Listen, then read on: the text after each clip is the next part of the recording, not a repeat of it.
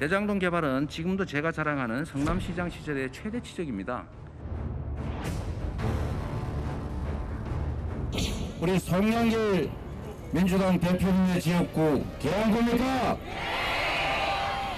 확실히 다르네요.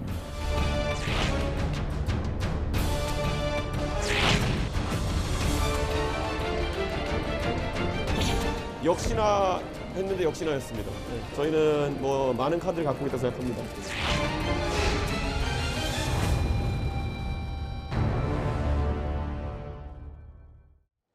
네, 오늘의 1위, 5위 소식입니다.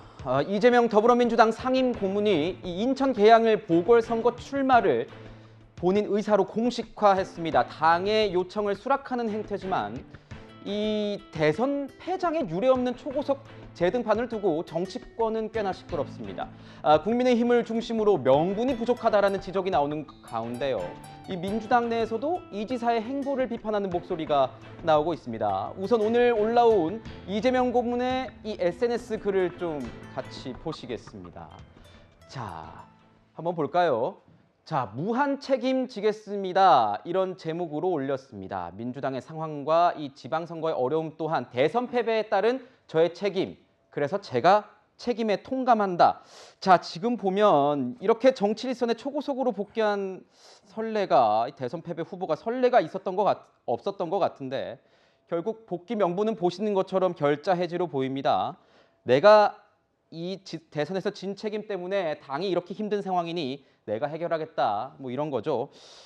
지금 보면요, 본부장님. 당이 원하고 있으니 내가 그 요청을 수락하겠다. 이런 형식으로 이 출마 의사를 공식화했는데 어떻게 보십니까? 등 떠밀려서 나왔다고 봐야 되는 겁니까? 아니면 본인이 정말 나오고 싶어 했을까요? 등 떠밀린 건 확실히 아닌 것 같아요. 그 당과 지지자들이 요청해서 원해서라는 게 이제 이재명 지사 측에서 전 지사 측에서 후보에서 내걸고 있는 명분이거든요. 네. 과거에 십자군 전쟁 때 당시의 교황이 그런 말을 했습니다. 신이 원하는 바가 바로 이것이다. 네. 그러니까 그렇게 종교적인 의미를 꺼내지 않더라도 명분은 당과 지지자들의 간곡한 요청이 있었다. 그래서 그 당과 지지자들의 요청을 수용하는 차원에서 내가 나가지 않을 수 없다. 그리고 무한 책임을 지겠다는 말도 그 같은 맥락에서 저는 봐야 될 것 같아요. 물론 실리에 대한 얘기는 조금 이따 나오겠지만 실리는 뭐 두 가지 아니겠습니까? 네. 첫 번째로는 우선 뭐 국회의원이 가지고 있는 가장 큰 특권 중에 하나가 면책 특권과 불체포 특권인데 어쨌든 수사망으로부터 확실히 이 금배지를 달게 되면은 회기 중에는 체포할 수가 없고 과반 의석을 가진 민주당의 동의 없이는 그게 되지 않습니다. 또 체포됐다 하더라도 과반수 이상의 요구가 있으면 역시 그 체포 상태에서 풀어줘야 되거든요. 그러니까 이것이 방탄용이라는 지적은 확실히 나오는 것이고 또 8월에 있을 민주당 전당대회에서 당권을 가지기 위한 그런 이제 원내 입성이라는 얘기가 많은데 이 대표는 차기 총선 네. 내후년 4월에 총선까지 책임지는 공천권을 갖는 대표거든요. 공천권을 가는 대표. 네, 그래서 이것이 이제 대선의 하나의 중요한 그 분수령이 될 수 있는 그런 당권이기 때문에 그런 실리까지를 내다본다고 했을 때 이것이 시기적으로 좀 빠르다. 뭐 가장 빠른 시간 내에 패장이라는 표현은 좀 어울리지 않지만 대선에서 0.73%포인트 차로 진 후보로서 당을 상징할 만한 지금 그 대표 스타가 없다. 그런데 당과 지지자들이 강력히 원한다.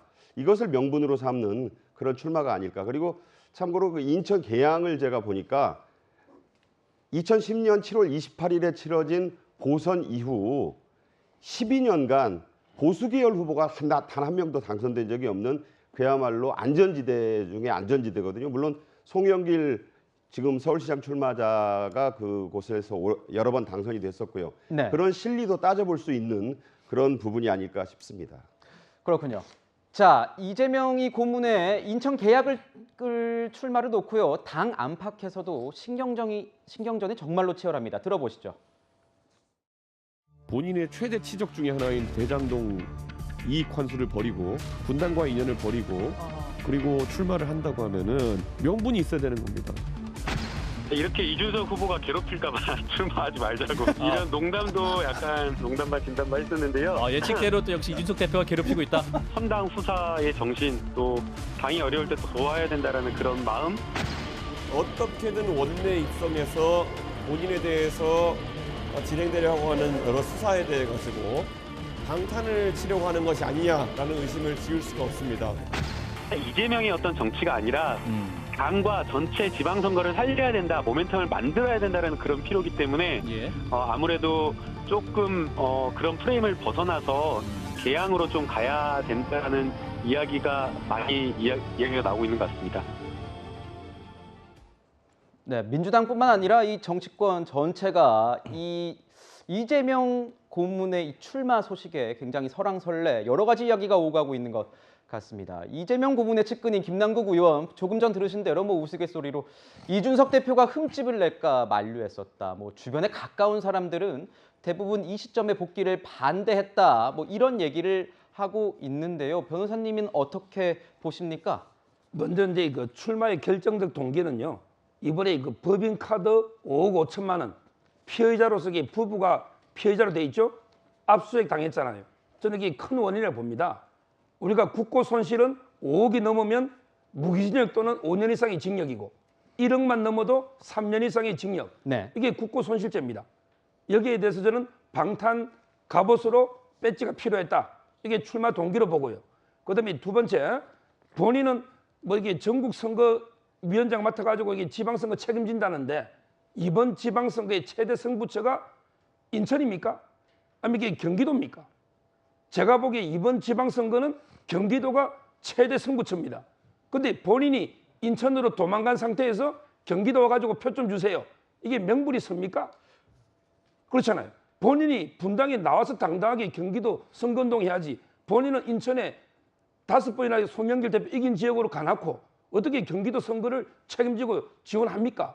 저는 정치는 명분과 이익, 실리가 있는데 명분을 버리고 실리를 쫓은 사람이 성공한 예는 본 적이 없어요.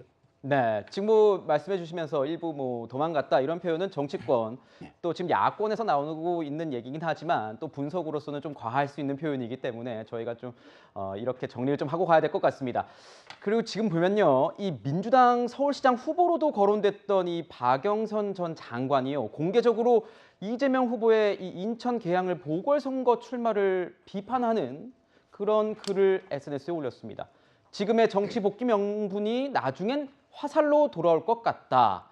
이런 표현이 눈에 띄는데요. 교수님, 민주당 내부에서도 이 출마에 대해서 곱지 않은 시선이 있는 것 같습니다. 일단 두 가지의 견해가 있었던 거죠. 저기 나온 것처럼 박영선 전 장관 같은 경우 저희 국민들이 충분한 명분이 있을 때 나와야 되는 거 아니냐는 의견이 있는 반면에 지금 말씀하신 것처럼 강성 지지층 또는 지방선거에 출마하려고 하는 분들 같은 경우는 지방선거 자체가 어려운 상황이기 때문에 당의 중심이 있어야 될 필요가 있다는 요구들이 되게 많았고요. 그 중심 중에 하나는 이재명 상임고문이라는 얘기가 있었고, 여기에 대해서 지도부가 고심을 하다가 소위 지난주부터 시작하면서 방향이 바뀌어진 거죠. 그러면서 지도부가 이재명 상임고문에게 요청을 한 거고, 이재명 상임고문이 몰랐겠습니까? 이렇게 막 예를 조기 등판하는 게 문제가 있는 거 아니야? 또 그다음에 아까 말씀하신 것처럼 방탄 때문에 나온 거 아니야? 몰랐겠습니까? 정치는 정치적 결단을 한 거라 생각이 드는 것이고, 이거 다 알매도 불구하고 본인이 무한 책임을 지겠다고 얘기한 측면 같은 경우는 앞으로의 행동으로 보여주겠다는 얘기인 것 같고요.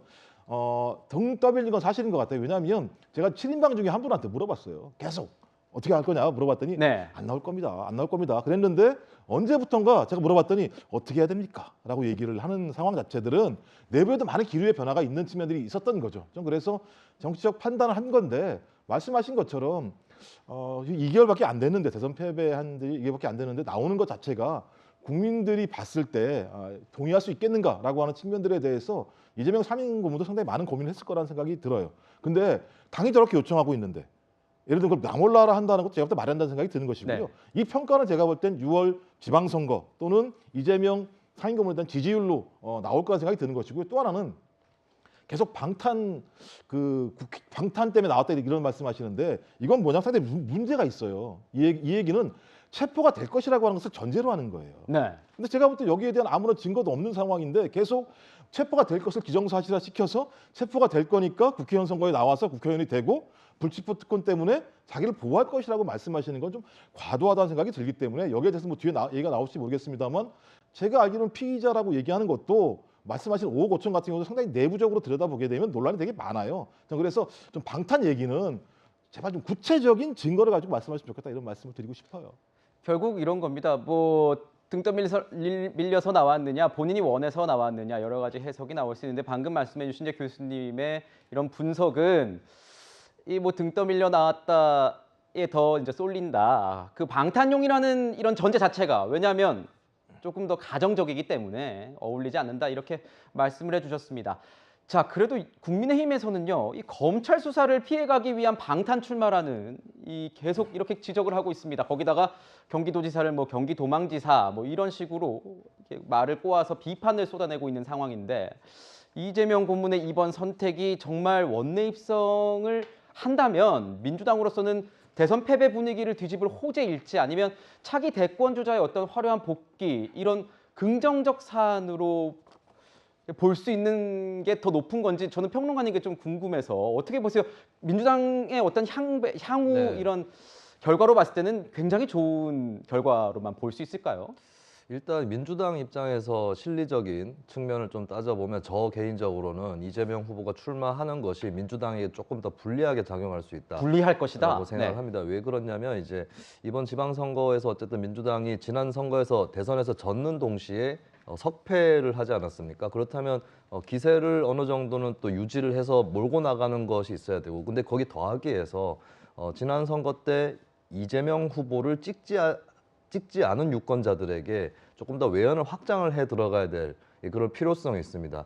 특히 이제 지방선거는 아무래도 대선에서 간발의 차이로 이기긴 했지만 어쨌든 대선에서 이긴 쪽이 지방선거에서도 유리하거든요. 이것을 뒤집기 위해서는 민주당이 어느 정도 이재명 후보의 당이다라고 그런 이미지가 너무 굳어진 채로 임하는 것은 확장성이 떨어질 수 있기 때문에 그리고 이재명 후보 입장에서도 당이 이겨야 이제 본인도 차기 대선이라든지 이쪽에서 장래를 도모를 할 수가 있겠죠. 그렇다면은 글쎄요 조금 뒤에 숨어 있는 전략이 조금 더 나을 수도 있는데 어쨌든 정면으로 나와버렸다라고 하는 것 이거는 저는 확장성에서는 어느 정도 부담이 된다고 보고요. 근데 다만 어쨌든 간에 결과적으로 만약 민주당이 지방선거에서 선전을 하고 또 이재명 고문도 원내 입성을 하게 된다면 어쨌든 이재명은 그리 지지 않았다라고 하는 것은 일단 그 명제는 지속이 될 수 있겠다라는 생각입니다. 그렇군요.